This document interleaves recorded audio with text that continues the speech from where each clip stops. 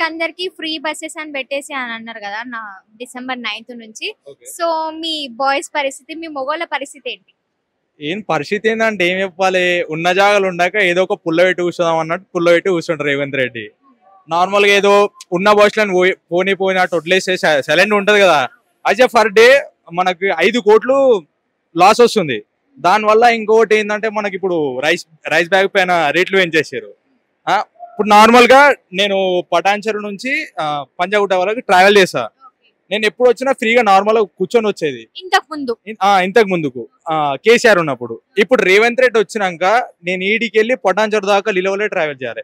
మళ్ళీ వచ్చేటప్పుడు అండ్ పోయేటప్పుడు గర్ల్స్ వచ్చి మా సీట్లలో కూర్చుంటారు, లేడీస్. ఇప్పుడు నార్మల్ గా వాళ్ళ సీట్లలో వెళ్ళి మేము కూర్చుంటే వాళ్ళు ఏమంటారు, ఇది లేడీస్ సీట్లు ఇవ్వండి అది అంటారు. ఇప్పుడు వాళ్ళు వచ్చి మా సీట్లలో కూర్చురు.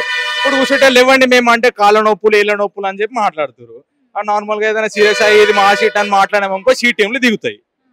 ఇప్పుడు ఇవన్నీ వేసినందుకు ఇప్పుడు మొగోడు మేము ఓటేయలేమా అంటే లేడీసే ఓటేసిరా, మేము అవులాలమా? బేకర్ అలా తిరిగి కొడుతున్నామేమో రేవంత్ రెడ్డికి.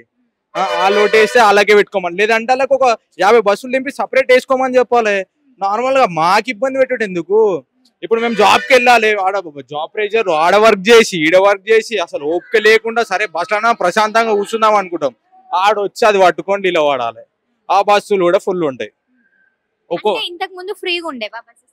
అంటే ఉంటుండే నార్మల్ గా సీట్ అన్నా దొరుకుతుండే. నార్మల్ ఎప్పుడన్నా ఇప్పుడు ఫుల్ ఉంటుండే, దొరుకుతుండే సీట్లు అన్నారే కూర్చోడానికన్నా ఉంటుండే. ఇప్పుడు అది కూర్చోడానికి కూడా ఛాన్స్ లేదు. కండక్టర్లు ఏమో సీరియస్ అవుతారు, ఆ ఫుట్పాత్ పైన నిలబడొద్దు అది ఇది అని చెప్పి సీరియస్ అవుతారు. సీరియస్ అయినప్పుడు నార్మల్ గా మనం ఇప్పుడు ఫుట్పాత్ పైన నిలబడద్దు అంటే బస్ మొత్తం ఫుల్ ఉంటే ఏడ నిలబడతాం? ఆ పిచ్చనా కొడుకు మొన్నోడు వచ్చి అరే ఏంద్రాబే ఇట్లా నిలబడుతారు అది అని మాట్లాడాడు కండక్టర్. ఆడు ఎవడైతే మనకు నేను జాబ్ చేసి వచ్చినా ఫుల్ ఉంది కాబట్టి బస్సు దానిపైన నిలబడ్డాం, పాస్ ఉంది కాబట్టి పాస్ చూపిస్తాం. గవర్నమెంట్ ఎవరైనా జాబ్ చేస్తారు అనుకో వాళ్ళకి వేరే విధంగా ట్రీట్ చేస్తారు, మనకు వేరే విధంగా. మళ్ళీ ఇంకోటి ఏంటంటే గర్ల్స్ కూడా ఎందుకు వాళ్ళ దాకా ఎందుకు వస్తాం, వాళ్ళ టికెట్ అవసరం లేదుగా, జస్ట్ ఆధార్ కార్డు చూపిస్తారు అని చెప్పి వాళ్ళ టికెట్ కూడా కొట్టట్లేదు. అట్లా చేస్తారు అనమాట గవర్నమెంట్. నా దగ్గర వీడియో ఉంది, పోలీస్ నార్మల్ ఆయన కానిస్టేబుల్ అనుకుంటా, నేను పటాన్చెరులో ఎక్కిన ఆయన కూడా ఇష్నాపూర్ ఎక్కిండు, ఇష్నాపూర్ నుంచి పటాన్చెరు ట్రావెల్ చేస్తున్నాడు. నేను ఆయన టికెట్ తీసుకోలేదు, కానిస్టేబుల్ టికెట్ తీసుకోండి సార్ అని ఆమె ఆర్గ్యుమెంట్ చేసి తీసుకోను, గిన్నె దిగుతా మేడం అని చెప్పి పటాన్చెరు దాకా ట్రావెల్ చేసాను. నేను ఆర్గ్యుమెంట్ చేసిన, నేను కూడా తీసుకోను మేడం టికెట్, నాకు కూడా అవసరం లేదు, ఆయన తీసుకుంటలేడు కానీ నేను కూడా తీసుకోను అంటే ఆయన ఏమో నువ్వు ఓడరా అది అని చెప్పి మాట్లాడాను.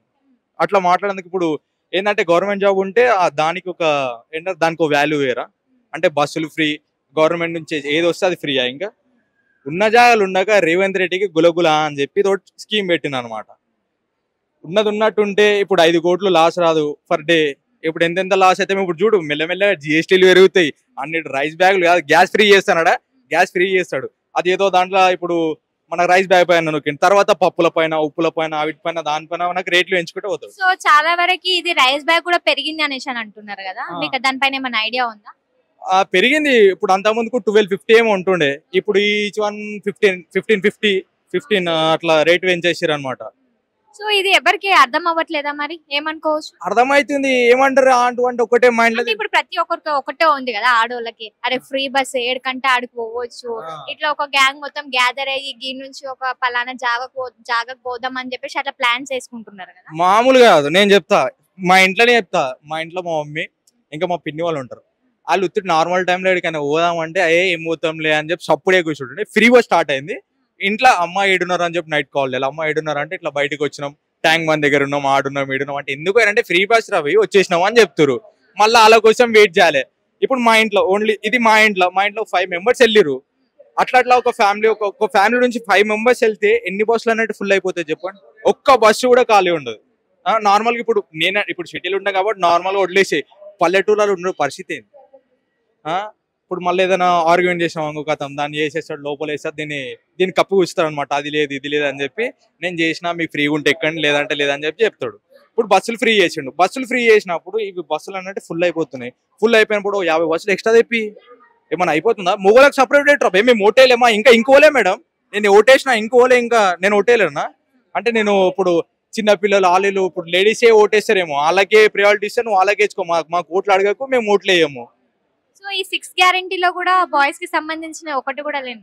ఏడున్నాయి మేడం, గ్యాసులు అమ్మకి ఇంట్లో ఉంటారు అనుకో, ఇక బస్సులు దానికి ఇందిరామీన్లు, అది కూడా లేడీస్ కే, ప్రతి ఒక్కటి లేడీస్ దే ఉంది అందులో. ఒక్క స్కీమ్ ఏదన్నా ఉందా మేడం? అరే నువ్వు అంతగానం ఇప్పుడు బస్ ఫ్రీ పెట్టిను, అరే బాయ్స్ కోసం ఏదో ఒకటి, అరే మొగోళ్ళు ఉన్నారు వాళ్ళు కూడా ఓట్లు వేసిరు అని చెప్పన్నా కొంచెం పెంచొచ్చు కదా. ఏదో ఒకటి అరే ఇలా కాకపోతే వీళ్ళకి కూడా కొన్ని సపరేట్ బస్సెస్ వేద్దామని చెప్పి బస్సెస్ వేయు. పొద్దున్నే ఎంతమంది మాక్సిమం నువ్వు చెప్పు. అంతకు ముందుకు ఇప్పుడు ఫ్యామిలీలో కూడా ఒక అబ్బాయి బయటకు వచ్చి జాబ్ చేయాలి, ఒక ఫ్యామిలీ నుంచి 3 members వేసుకో, లేదంటే 1 member వేసుకో, మొత్తం వస్తూనే ఉంటారు బయటికి.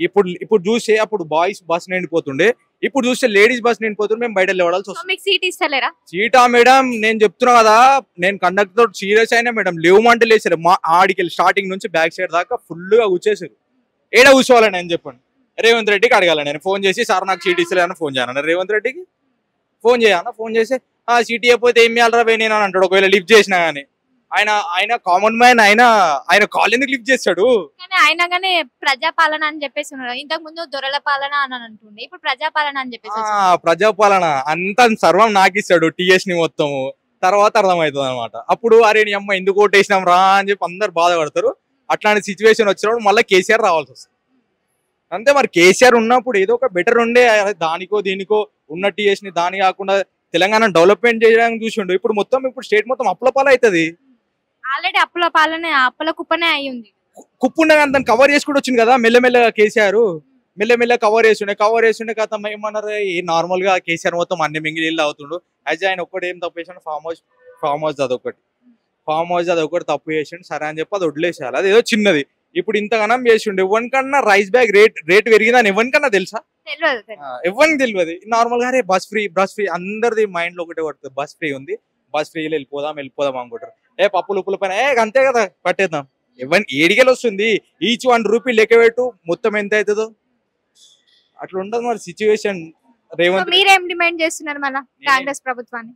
నేనేమేమి డిమాండ్ చేస్తున్నా అంటే, మీరు కూడా ఓట్లేసినారు కదా? ఓటేసినా నేను చెప్తా, ఉన్న బస్సులో ఉన్నట్టు ఉండనియండి. ఈ లేడీస్ కి ఫ్రీ, మళ్ళీ అమ్మలక్కలకు ఫ్రీ, అమ్మమ్మలకు ఫ్రీ, నాయనమ్మలకు ఫ్రీ అని మాత్రం పెట్టకమని చెప్పండి. సో ఒకవేళ ఏదైతే టికెట్ లో దాన్ని సగం చేస్తే ఓకేనా? ఏం టికెట్ లో సగం ఏంది మేడం? ఇప్పుడు మనకు ఫర్ డే వచ్చేసి టీఎస్ మొత్తంలో మన టీఎస్ఆర్టీసీ ఎంత ఉందో, 5 లక్షలు, మన 5 కోట్లు మనకు వస్తాయి అనమాట ఇన్కమ్ టీఎస్ఆర్టీసీ పైన. దానిపైన ఇప్పుడు లాస్ అవుతుంది ఫర్ డే. మంత్లీ ఎంత వస్తుంది చెప్పండి? మంత్లీ క్యాలిక్యులేట్ చేసుకున్నప్పుడు ఇప్పుడు అంత వేసినప్పుడు టికెట్ ఉన్నదాని నుంచి అప్పుడు వస్తారేమో చూస్తా లేడీస్ బయటికి. ఈ డేటా చూసినా లేడీస్ కనబడతారు చూడండి. ఒకప్పుడు ఇట్లుంటుండే నా bus station, MG bus station ఇట్లుంటుండే నా ఫస్ట్. ఏదో నార్మల్ గా వెళ్తుండే, అప్పుడు ఊరికో ఏదో దావతో ఏదో వస్తే వెళ్తుండే. ఎప్పుడు ఉత్తిగానే చూద్దాం పా అని చెప్పి అమ్మ నడివి, చెల్లె నడివి అని చెప్పి వద్దు, అట్లుండదు మరి. ఓకే. సో అంకుల్, ఇప్పుడు మళ్ళా మీ బాయ్స్ పరిస్థితి ఏంది? మా బాయ్స్ పరిస్థితి ఏముందంటే, నాశనం ఉంటానంటే ఇక పని కోసం అని మేము వస్తాము. తతిమ మొగోళ్ళు అంత ఏమున్నది, అయ్యా నువ్వు తిని ఇంటికాడ 90 దాగి పండుకో, మేము మొత్తం షాపింగ్ చేసుకొస్తాం, మా ఇంట్లోకి అన్ని సరుకులు తీసుకొస్తాం, ఎందుకంటే మాకు అంతా ఫ్రీ ఉండదు. ఈ డైలాగే నడుస్తున్నది మొత్తము. అందరు మనుషులలో అదే ఉంది. చూడడానికి కూడా ప్రయాణికులు కూడా మొత్తము జెంట్స్ తక్కువ ఉన్నారు. సగం 1/2 మంది జెంట్స్ ఉంటే డబల్ లేడీస్ ఉన్నారు. సో ఇక మొత్తానికి రేవంత్ రెడ్డి గారు ఆడోళ్ళని బయటకు వెళ్ళిపోమని చెప్పిండు, బాయ్స్ నేమో ఇంటికాడ పండుకోమని అంటారు. అంతే కదా మరి, ఇంకేముండదు. ఇక అట్లన్నా రేవంత్ రెడ్డి అయినా మాకు అట్లన్నా నెలకి డబ్బులు అన్నీ వేస్తే మేమే తాగి పండుకుంటాం కదా. మళ్ళా 90కా ఏదానికి వెళ్ళి సరే 90 అన్నారు కదా. 90 అంది, కోటర్ వేస్తాం, ఫుల్ వేస్తాం, అయిందేముంది. ఎవరికి భయపడేది ఏం లేదు ఇక్కడ. ఎవరు వచ్చి వాళ్ళు చేస్తాడు వీళ్ళు చేస్తాడు అని ఎవరు ఏం భయపడతలేరు ఇక్కడ. డిమాండ్ ఏంది అంకుల్ మరి? బస్సులు చాలా వేయండి, ఆ దిక్కుమైన బస్సులు వేస్తారు, ఆ ప్రైవేట్ బస్సులు అవి. వాడేమో 10 కిలోలు ఉంటే లగేజ్ అంటాడు. మేము కిరాయి పెట్టుకున్నాలే, లగేజ్ పెట్టుకున్నాను. ఇంకా ఆడవాళ్ళకేమో ఫ్రీగా చెప్తారు, వాళ్ళదేమో వాళ్ళ లగేజ్ ఆడలేదు. ఏంటంటే మీరు కమర్షియల్ అంటారు. కమర్షియల్ ఇయ్యాలి, రేపు ఏం ప్రాఫిట్ ఉన్నాయి? ఉన్నాయని మొత్తము కంపెనీ వాళ్ళ తానా, మంత్రుల తానా, లీడర్ల తానా, రాజకీయ నాయకుల తానే ఉన్నాయి. డబ్బులు మొత్తం వాళ్ళ తానే ఉన్నాయి. ల్యాండ్స్ కానీ ఏవే కానీ మాలాంటి సామాన్య మానవులతో ఏమీ లేదు. అది కూడా గుంజుకుంటా అంటే ఇవేం చేయాలి? గుంజుకుంటూనే ఉంటా ఆల్రెడీ, ఇంకేముండదు మా తాన బతకడానికి.